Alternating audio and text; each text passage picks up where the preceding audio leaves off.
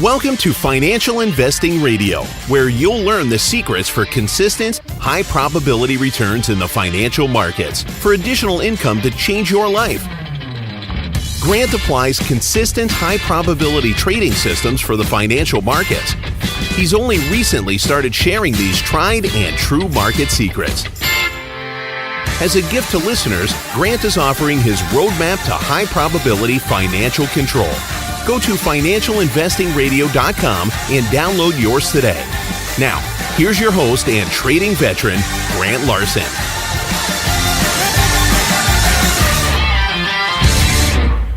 Hey everybody, this is Grant. Hey, thank you for joining Financial Investing Radio. So one night about 3 years ago, we were taking some young men on a camping trip and we loaded our backpacks into some canoes, and the sun had just gone down and it had become pitch black at night. There was no moon out, so there was no night sky light that was coming to us. Anyway, we had to get across a lake and back into a canyon to our camp spot. Now, on the other side of the lake, near the mouth of the canyon, there was one red light. It was the only light on the lake, but happened to be placed just right there. And it was the only way for us to visualize where we needed to go. So as we worked our way across the lake in the dark, we continually monitored our direction, right, by keeping our eyes on that one red light. And so, for any kind of investing that we're doing, we certainly need that same kind of clarity as to our goals.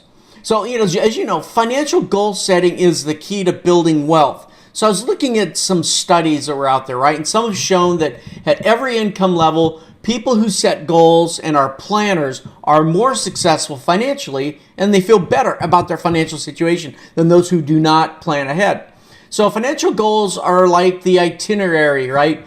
In terms of the receipt for a plane trip. They tell you where you want to be in the future, right? How much the trip costs and the estimated time of arrival. So one of the reports that I looked at said, it asked the question, and I'm quoting from them, do you have financial goals or are they merely dreams? They said, dream is vague, like I want to send my child to a good college, or I want to be comfortable in retirement.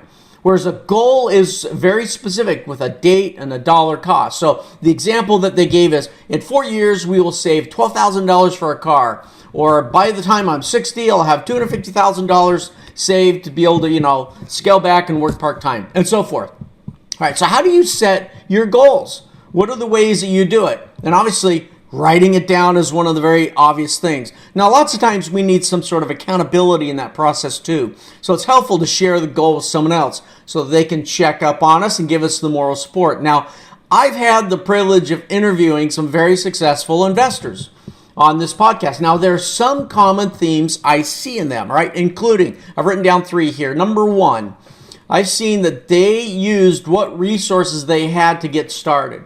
So when they got started chasing their dream, they didn't have, a lot of money. They had a goal and a desire and a lot of passion with that. So that's number 1. They used what resources they had. Number 2, they had a goal to achieve a certain level of financial growth. And then number 3, they stuck with it and they pushed through the hard times. They were determined. Sometimes it translated into years of effort before the right doors were open. All right, and so success isn't falling down, but it's being able to get up after each successive failure. Can I say that? So success is being able to stand back up after each successful. I'm going to try one more time.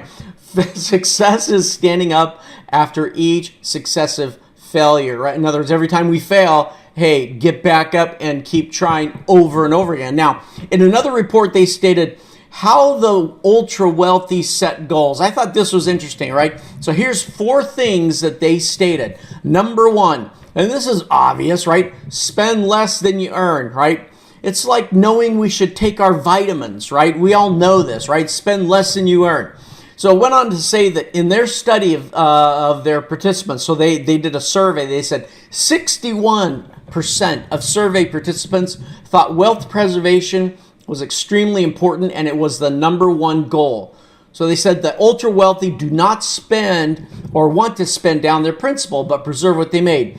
you can have the same mindset, right? That's critical for us. So as we earn, we spend less than we earn. Sounds like such a simple thing, but oh, how critical that is. Okay, so for the ultra wealthy, that's the number one thing, spend less than you earn.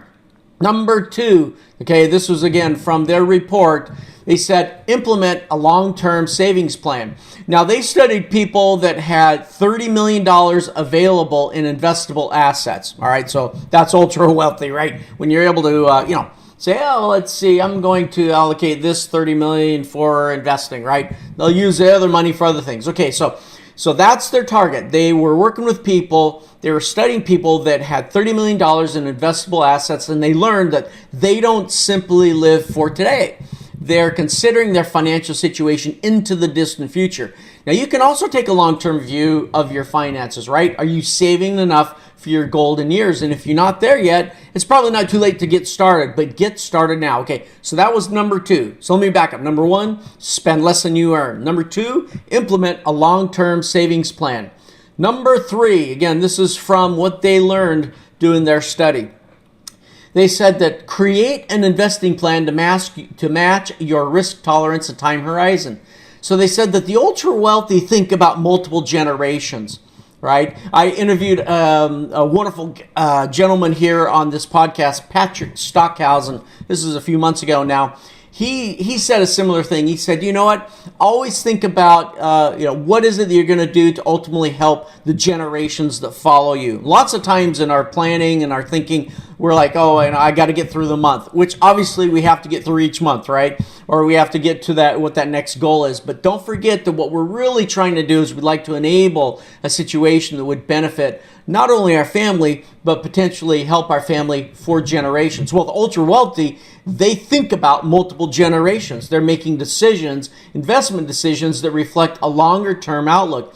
And in fact, some investments may not play out for many years. And certainly you can do the same thing. Now, of course, you have to grow to that, right? But the longer term your horizon, the more assets you can save and grow. So think about that when you're doing your planning. Think, all right, I need to save enough to get through the month. Now through 2 months, now through 6, now through a year, now through 5, right? Now to the end of my life. Now beyond that, and to help my children and my children's children and so forth. All right, number 4, this is the last one from their report. They said, get educated about financial planning as it relates to your situation. So it turns out for the ultra wealthy, education is the second most important goal for the ultra wealthy, right? That includes financial education. So in a sea of ever increasing options, they said they want to know the best fish to catch. And so that happens through education. So certainly find good education. Profitable Wealth Strategies has good education. Anyway, those 4 areas, let me read those one more time. This is what they learned doing this study. 1, the ultra wealthy spend less than they earn. 2, they implement a long-term savings plan. 3, they create an investing plan to match their risk tolerance and time horizon. And 4, get as much education as possible. Okay, so setting specific goals and sticking to them, with a passion, right? And adopting the behaviors of other successful people those are key activities to helping each of us accomplish what we want. So when I think back to that one light, right, that kept myself and the others focused that night while we were crossing the lake, so our goals have the same power to focus our energies on those activities, right, that are going to take us to our destination. We need that one thing. We need to visualize it. We need to keep reminding ourselves of it and pointing ourselves to it. Hey, everyone, thanks for joining. And until next time, reach for your gold through goals. Thank you for joining Grant on Financial Investing Radio. Remember to subscribe and leave feedback. Don't forget to download your free roadmap to high probability financial control before you make an investment decision. Visit financialinvestingradio.com now.